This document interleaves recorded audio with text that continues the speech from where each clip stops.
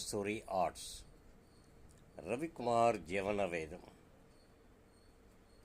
ఈ గ్రహణం తాలూకు రెమెడీలన్నీ మనం ఖాళీగా ఉన్నాం కాబట్టి చేయగలుగుతున్నాం.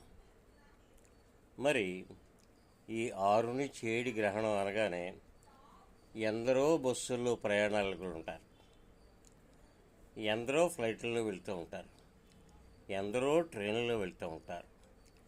బిజినెస్ మ్యాన్ అందరూ కూడా బట్టల షాపులు అయితేనేవి, మామూలు మిగతా కుట్లు అయితేనే అన్నీ కూడా ఆ టైమే బిజినెస్ ఎక్కువ ఉంటుంది. 6/7 విపరీతమైన జనం ఉంటారు. ఫుట్పాత్ మార్కెట్, ఫుట్పాత్ మీద బళ్ళు ఉంటాయి. 6 గంటలకు తినేస్తూ ఉంటారు. ఎన్నో సేల్స్ జరుగుతూ ఉంటాయి. ఈ 6/7 జన ప్రవాహం ఉంటుంది. అలాగే ఫుట్పాత్ పక్కన ఇళ్ళు కొట్టుకున్నవాళ్ళు, పాకల్లో ఉన్నవాళ్ళు, డబ్బా రేకుల్లో ఉన్నవాళ్ళు, వీళ్ళందరూ ఏం రెమెడీలు పాటించగలరు? ఎరకల వాళ్ళు ఉన్నారు, చెట్ల కింద ఉంటారు, వాళ్ళు ఏం రెమెడీ పాటిస్తారు?